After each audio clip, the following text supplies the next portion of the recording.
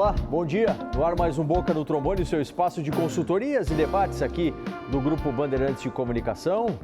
Canal aberto para você participar, sim, a partir de agora, mande a sua mensagem. Você que tem dúvidas de direito da Previdência, de direito do trabalho, encaminhe para a gente ao longo do programa. Você quer saber sobre direito tributário, mande, encaminhe também a sua dúvida. Hoje a gente tem o nosso quadro Minuto Tributário para você esclarecer as dúvidas fiscais, de tributos e as nossas tradicionais consultorias, né, na área previdenciária e na área trabalhista. Tem o WhatsApp, e-mail, @programa Boca no Trombone. E claro, além disso, um tema do momento, né? A gente quer saber de você. O auxílio emergencial, ele deve continuar? Ele deve ser renovado? Hein? O que você acha? Use os meios de contato aí que eu já enumerei para a sua participação. Lembrando que a MP 1039, lá do mês de março, né, ela autorizou, né, a renovação, uma posterior renovação do auxílio emergencial. Vamos ver, esse tema está sendo muito debatido aí na sociedade. E vai ser debatido hoje. O primeiro convidado a falar sobre o tema é o Sindicato dos Aeroviários, com o seu diretor, Oswaldo Rodrigues. Bom dia, doutor Paulo Solano, bom dia, meus companheiros de mesa e telespectadores. Hoje o tema é se deve continuar ou não o auxílio emergencial. É óbvio que nós precisamos retomar a nossa economia aos parâmetros de antes da pandemia, que já não era uma situação muito boa. Então nós precisamos sim que continue com o auxílio emergencial. E se possível, é claro, e a gente sabe que aumentar. É muito baixo esse auxílio emergencial para que possa circular mais dinheiro na nossa economia e possamos retomar os empregos que nós perdemos durante a pandemia, o que já vinha ocorrendo antes ainda. Nós sabemos que recursos existem, porque há poucos dias estourou a questão de um orçamento paralelo, destinando recursos para que o governo pudesse ter maioria no Congresso Nacional. Um defeito da nossa política que não tem como resolver, senão a gente não tem uma reforma séria, uma reforma política séria. Portanto, sempre tem recursos para que a gente possa fazer uma distribuição de renda melhor, fazer a economia girar mais e gerar emprego. Quem está presente também é o Sindipetro, né, com o seu presidente, Fernando Maia, e ele opina sobre o auxílio emergencial. Ele deve ser renovado? Bom dia, Solano, bom dia a todos, todas e todos que nos acompanham. Nessa discussão do auxílio emergencial, é claro que ninguém gostaria de estar tendo a necessidade de recebê-lo, né? Neste momento é fundamental a manutenção, a garantia do auxílio emergencial para todas as pessoas que têm necessidade, né? Porque a gente vê como a forma como esse governo está enfrentando tanto a crise do desemprego como a questão da pandemia, está colocando as pessoas em situações extremamente difíceis, né? Em situações de risco, né?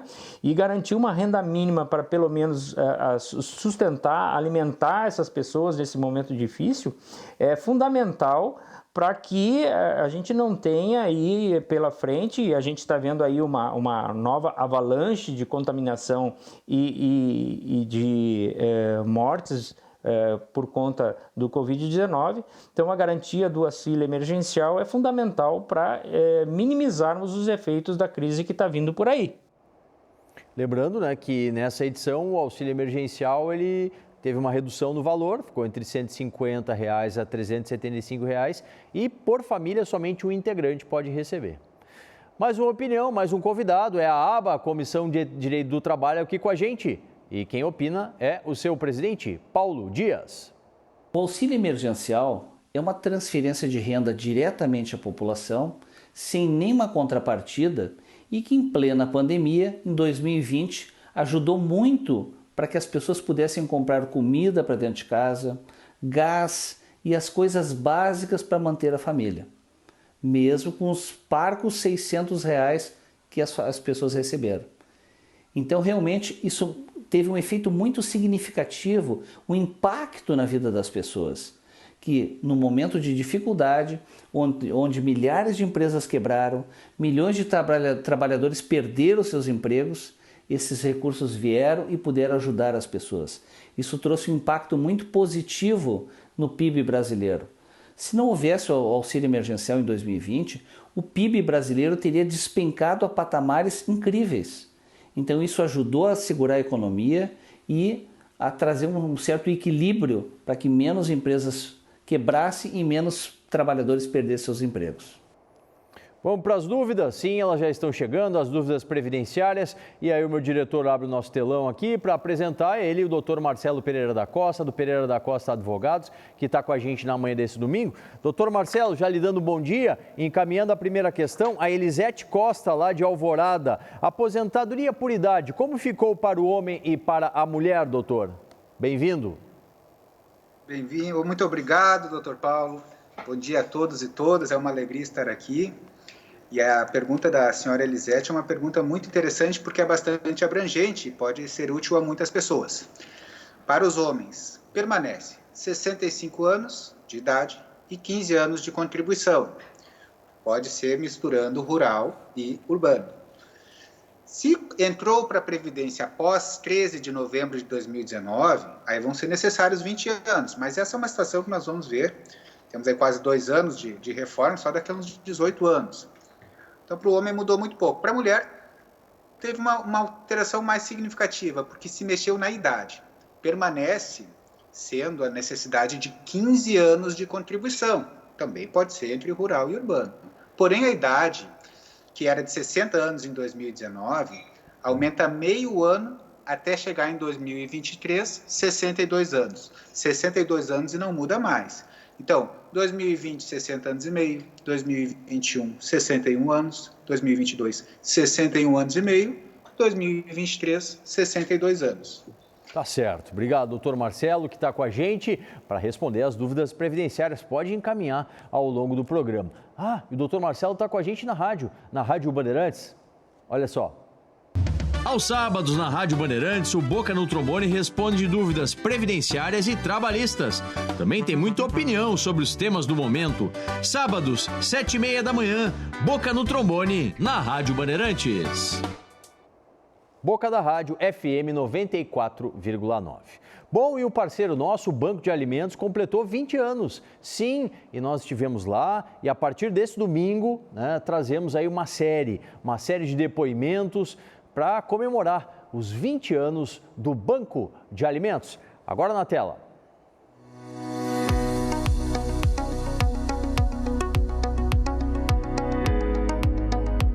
Nos alegra sobremaneira chegar aos 20 anos, tendo já ultrapassado mais de 60 milhões de quilos de alimentos. O Banco de Alimentos ele nasceu aqui na Federação das Indústrias, do seu Conselho de Cidadania, e desde então, seu trabalho foi de arregimentação da sociedade, que hoje contribui no sentido de colaborar com aquelas pessoas que mais necessitam. Então, as comunidades carentes certamente valorizam hoje o Banco de Alimentos e em função dos propósitos que vêm sendo atingidos, né? Então, para nós é uma alegria muito grande completar 20 anos, nós que fomos o primeiro banco de alimentos criado no país. E logo em seguida, essa metodologia foi disponibilizada para todo o estado do Rio Grande do Sul e hoje nós já temos 22 bancos em 27 cidades. E com o acontecimento aí desta pandemia, dessa lamentável pandemia, nós teremos certamente nos próximos meses a criação de novos bancos de alimentos no nosso estado.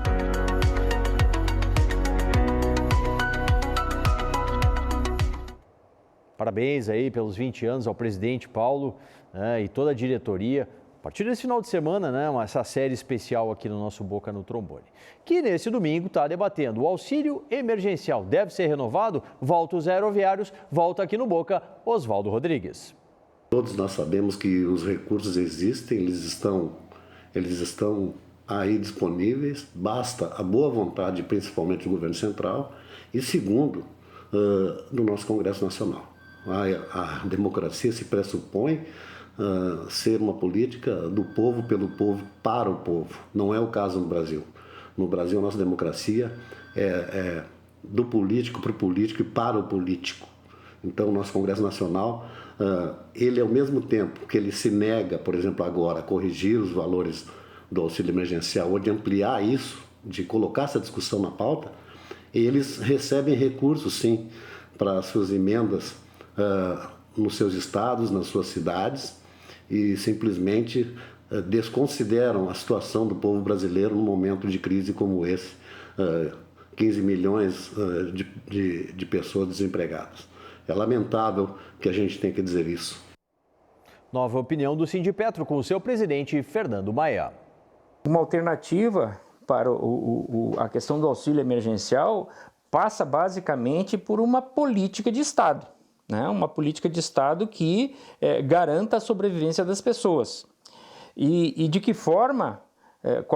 de que forma buscaríamos essas alternativas? É muito difícil a gente, em função da pandemia, colocar a população em risco na rua, né? A alternativa mais consistente, mais viável neste momento para garantir a sobrevivência, garantir a segurança, né? A gente ter um processo de vacinação rápido, né, e eficiente, né? É claro que a vacina não vai ser a solução de todos os problemas, mas vai dar um apoio, uma possibilidade das pessoas, pelo menos daqui a alguns meses, estarem em condições de ter contato com as demais pessoas. Mas é difícil a gente buscar uma alternativa ao auxílio emergencial para garantir a sustentação, é muito difícil. Uma notícia positiva, o Ministério da Economia já sinalizou que se 70% da população e 100% dos idosos não estiverem vacinados, tem que renovar o auxílio emergencial. Nova opinião agora da ABA, Comissão de Direito do Trabalho, com o seu presidente, Paulo Dias. O auxílio emergencial deve ser renovado sim. É extremamente importante que o governo adote medidas tanto de renovação quanto de ampliação dos valores, porque ainda estamos longe de resolver o problema da pandemia. A nossa economia está extremamente fragilizada e depende muito da vacinação para que possa ter uma resposta positiva, para que nós possamos voltar à normalidade. E nesse sentido, o auxílio emergencial é uma transferência de renda direta para a população. Ela dá um impacto muito intenso na vida das pessoas e com efeitos multiplicadores sobre toda a economia, que infelizmente as empresas estão com essas atividades paralisadas em grande parte das empresas e realmente é necessária essa injeção de valores para a subsistência das pessoas e para que a economia circule, tendo efeitos benéficos para todos. Dúvida de previdência hoje com o Dr. Marcelo do Pereira da Costa Advogados. O Daniel, tenho 28 anos de carteira, posso pedir aposentadoria juntando o tempo da roça? A partir de que idade, Dr. Marcelo? Essa é uma questão muito interessante que teve alterações recentes pela jurisprudência, senhor Daniel, que é o seguinte: algumas constituições delimitavam a idade infantil, proibiam para menos de 12 anos, outras para menos de 14 anos, a nossa atual para menos de 16 anos. Ocorre que, na prática, especialmente no mundo rural, nós sabemos que as crianças vão para o trabalho e ajudam muito antes dessas idades. Eu tenho minha mãe, querida mãe, que teve essa infância na roça e ela relata que, olha, 3, 4 aninhos já está pelo menos levando água para o pessoal que está lá, levando almoço. 6 aninhos já começou a pegar na enxada, e não é para brincar, é pegar na enxada por obrigação, porque precisa. Então, uma lei, uma Constituição que vem para proibir, para proteger as crianças, não pode ser utilizada para prejudicar. Claro. Então, hoje em dia, senhor Daniel, é interessante notarmos que não há uma idade mínima. O referencial é a partir de que idade aquele trabalho passou a ser relevante para o grupo familiar. Tá certo. Então, a questão é conseguir comprovar essa relevância. Tá certo, obrigado. Doutor Marcelo já retorna com mais dúvidas sobre direito da Previdência. Dúvidas de direito do trabalho? Sim, temos. Agora, no nosso Dica Trabalhista.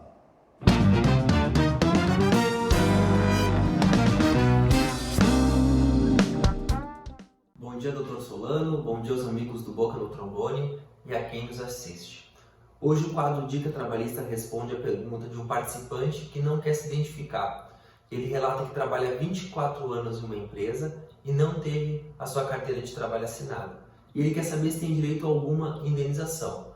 Bom, Se o trabalhador possui os requisitos do vínculo de emprego, né, que é a habitualidade, ele trabalhar de forma habitual na empresa, né, várias vezes na semana, uma forma onerosa, a empresa pagar uma contraprestação por este trabalho, estar vinculado à subordinação, né, ele ser subordinado à empresa, diretamente ou indiretamente, e também a questão da pessoalidade, ele não poder se fazer substituir por outra pessoa. Se tiver presentes esses requisitos, ele faz jus ao vínculo de emprego e, em virtude disso, fará jus ao pagamento de 13º salário, férias, fundo de garantia e, quando da sua dispensa, do aviso prévio proporcional por tempo de serviço. Como ele trabalha 24 anos, ele terá direito a 90 dias de aviso prévio.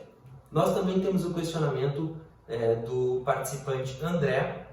Ele relata que tinha uma audiência marcada para o dia 7 de maio, porém, em virtude do lockdown, essa audiência foi cancelada e ele quer saber para quando que será remarcada essa audiência. Bom, André, quem marca as audiências são os juízes, né? Eles que têm a pauta de acordo com as suas disponibilidades e a partir disso é marcado um dia e horário. Então, no seu caso, se a sua audiência for presencial, terá que aguardar o retorno dessas atividades presenciais. Agora, se há a possibilidade dessa audiência ocorrer na modalidade telepresencial, virtual, você poderá aguardar que a qualquer momento essa audiência já pode ser marcada, porque na Justiça Trabalhista muitas das audiências estão acontecendo da forma virtual. Tá certo? Muito obrigado a todos, um abraço e até a próxima. Obrigado, doutor Pedro Marcon. Você tem dúvida ainda de direito do trabalho? Pode encaminhar, mande para a gente. Respondemos no @programa Boca no Trombone para você. Todo domingo, você sabe, a gente tem o Espaço das Notícias da Comissão Especial de Seguridade Social da OAB-RS. Nesse final de semana, preparamos um material para divulgar a conferência que houve entre a ABA e a OAB, né? Comandada aí pelo Dr. Tiago Kidrick, que teve as importantes participações do presidente da Ordem aqui, Dr. Ricardo Breyer, do presidente da ABA Nacional, Dr. Esdras Drantas e outros advogados. Confira aí. Peço a vocês que eu tenho aqui de Brasília acompanhado o trabalho do presidente Breyer na luta pela abertura dos fóruns. Não existe final de semana, não existe descanso na pandemia para melhorar a vida da advocacia. Sem o trabalho de vocês, certamente a advocacia não teria sucesso e êxito como os movimentos que estão sendo feitos pela nossa OAB, pela nossa ABA. Nós da Seguridade Social identificamos muitos frutos, né, colhidos dessa gestão, desse trabalho. O grande legado desta comissão é que ela vai se tornar, na minha gestão, e te garanto aqui, presidente Esdras, ela vai se tornar permanente. Uma comissão que ficará para sempre na história da Ordem dos Advogados do Brasil, seccional do Rio Grande do Sul. Parabéns a todos aí, principalmente o Dr. Tiago Kidrick, presidente da Comissão Especial de Seguridade Social, que vai ser comissão permanente, como disse o Dr. Breyer. Vamos para mais um quadro de consultoria? Sim, você que tem dúvidas dos tributos, chega aí o nosso Minuto Tributário.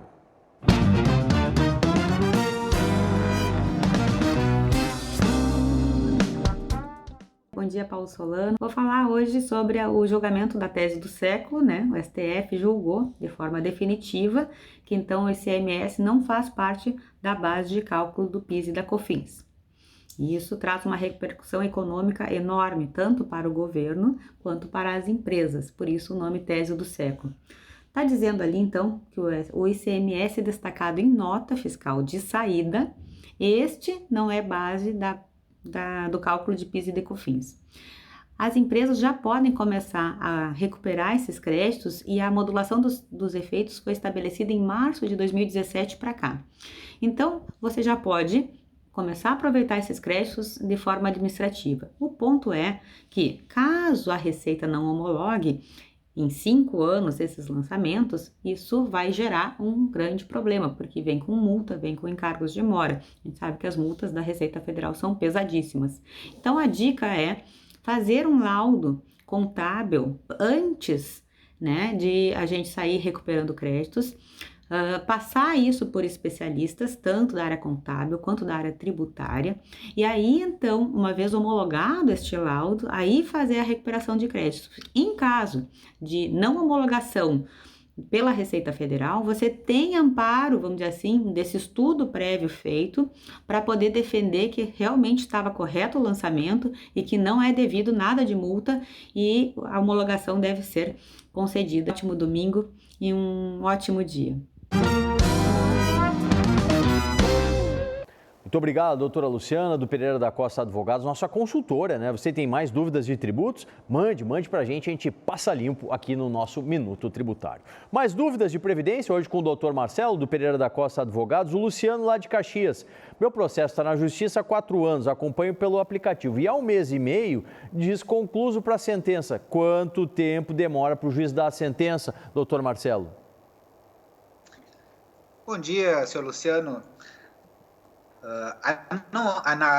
A lei não estabelece nenhum prazo para que o juiz dê a sentença, mas é claro que existe o princípio da duração razoável do processo, não pode demorar demais. Vai depender da complexidade do processo, da quantidade de trabalho, da fila de espera para ter. É uma questão complexa, mas vamos colocar uma média de 1 a 4 meses, pode ser um pouquinho mais, pode ser um pouquinho menos, mas por aí é a média atual. Tá certo. Obrigado, doutor Marcelo, que já retorna para responder mais dúvidas. E eu lembro para você que amanhã tem Boca Responde na internet, no @programa Boca no Trombone, lá no YouTube. Vá lá, se inscreva, seja o nosso parceiro e acompanhe o nosso perguntas e respostas sobre o direito da Previdência no @programa Boca no Trombone, no YouTube, também no Facebook. É amanhã, 7 da noite, às 19 horas, tá certo?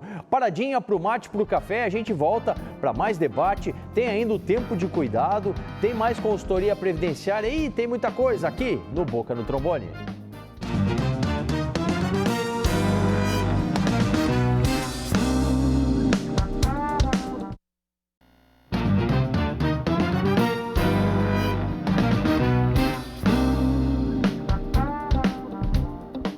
De volta com o Boca, na manhã do seu domingo, muito obrigado pela grande audiência e já vamos para as conclusões. O tema de hoje é palpitante.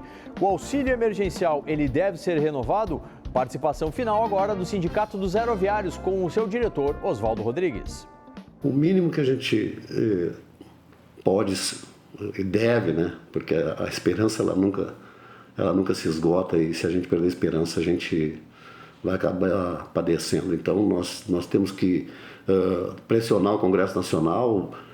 Eu sempre uso isso, né, como forma de pressão, usar os e-mails da Câmara dos Deputados e do Senado Federal e dizer para esses caras o que o povo brasileiro pensa, o que nós achamos dessa situação atual, né, que nós precisamos sim que se amplie o auxílio emergencial, que se aumente esses valores para que possamos mais rapidamente possível a nossa economia voltar ao normal.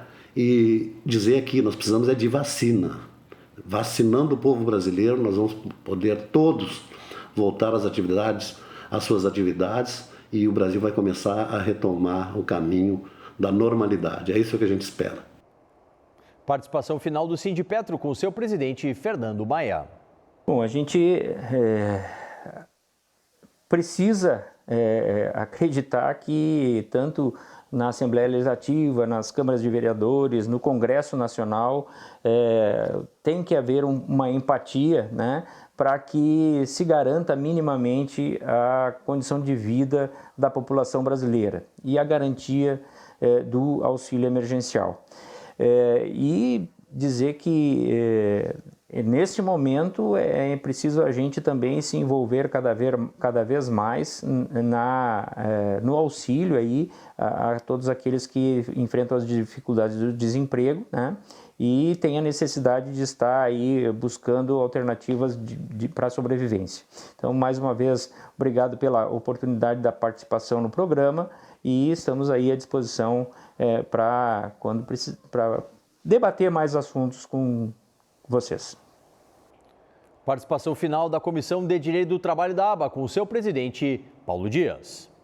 A situação econômica é frágil e a recuperação da economia depende de estratégias muito bem adotadas do governo, como a ampliação dos valores do auxílio emergencial e que esse auxílio emergencial não só seja reeditado, como seja estendido até o final, onde durar a pandemia. É extremamente importante que o governo esteja sensível a essa situação, pois a vacinação ainda é lenta, dependemos muito da vacinação e dependemos muito desses valores que vão circular na economia, vão manter as empresas com as portas abertas, os trabalhadores com seus empregos mantidos e as famílias podendo se alimentar e ter um padrão de vida mínimo.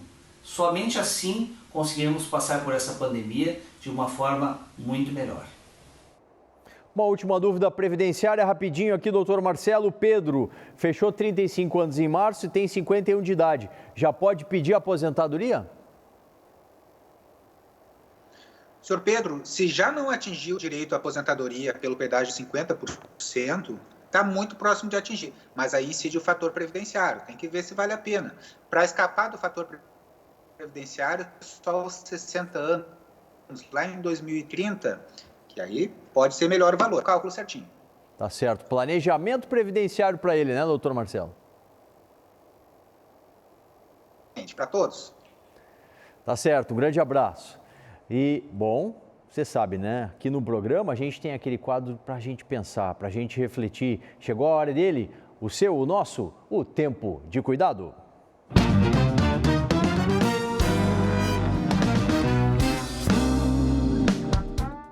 Bom dia, Solano. Bom dia, telespectadores aqui do Boca. O programa sempre nos fazendo pensar e refletir.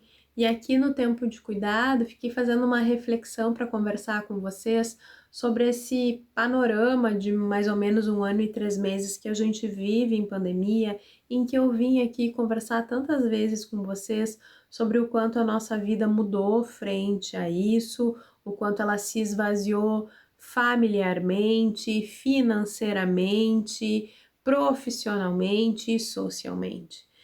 Dentro desse contexto, eu percebo que o que manteve minimamente bem as pessoas é todo tipo de suporte, de apoio, de união que possa existir entre as pessoas e entre a sociedade. Então, dentro desse contexto, o auxílio emergencial ele precisa ser renovado, ele precisa ser uma base mínima cabíveis àquelas famílias que as têm direito, para que eles possam reorganizar a vida e tocar adiante enquanto não há vacina para todos. Enquanto esse cenário pandêmico não muda, a gente precisa conseguir ter um pouco de vida saudável para conseguir continuar nessa jornada. Então, quando chegar o teu momento de se vacinar, vai lá, se vacine, acredite na ciência, que a gente precisa estar bem para quando tudo isso passar. Um abraço, até o nosso próximo encontro. Tchau! Obrigado, e a doutora Cíntia Olce, sempre com uma mensagem para a gente realmente refletir. Lembro que amanhã, às 7 da noite, no nosso canal lá do YouTube, no @programa Boca no Trombone, tem Boca Responde. Vá lá, participe, mande a sua dúvida, a sua mensagem. Você que mandou hoje, não conseguiu a resposta? Bom, amanhã a gente vai responder para você todas as perguntas de direito da Previdência que ficaram aqui do nosso Boca no Trombone de hoje. Tá certo?